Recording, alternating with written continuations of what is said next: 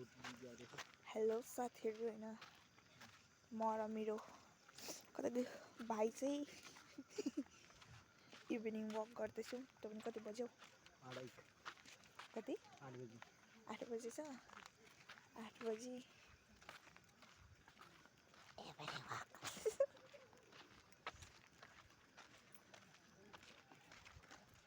त्यो पनि रातिको 8 बजी।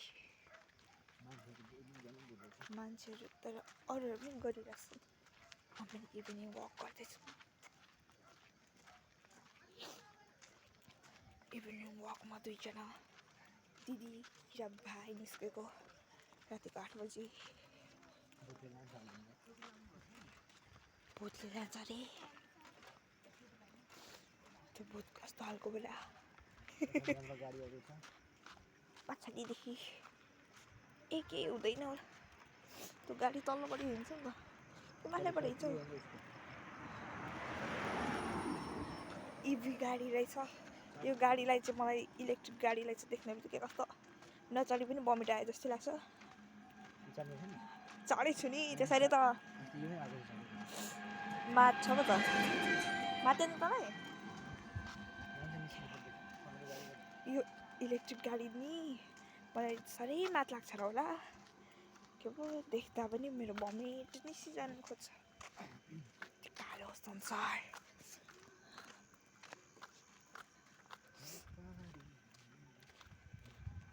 अब आज त हो, भोलिदेखि त भाइले छोडी आउँछ मलाई।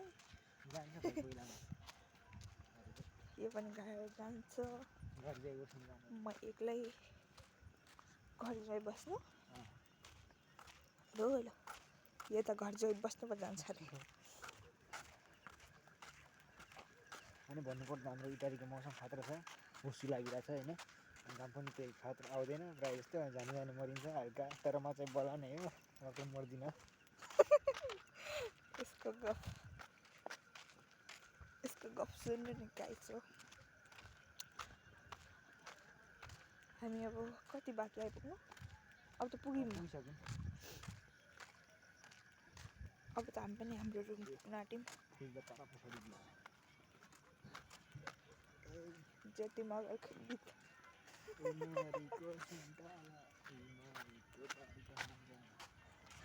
त्यस्तो होइन हो त्यो गीत।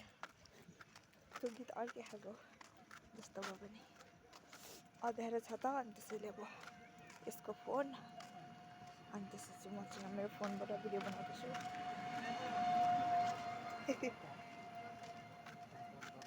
अटोको मान्छेहरूले नि सोच्दैछ ए अटो पो भनेपछि सरी।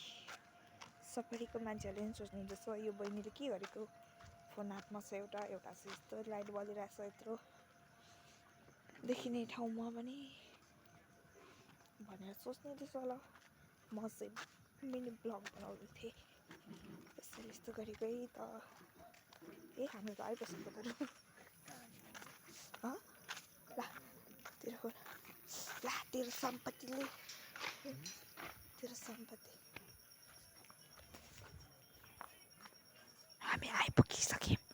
कुकुर रहेछ हाम्रो ढोका अगाडि त।